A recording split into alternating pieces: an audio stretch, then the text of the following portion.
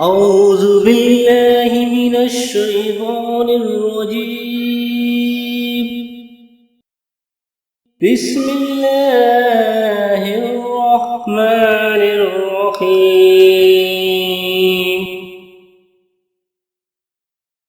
إذا جاء نصر الله والفتح ورأيت الناس يدخلون في دين الله أفواجا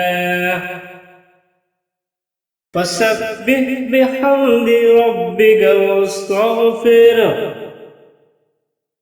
إنه كان توابا. صدق الله.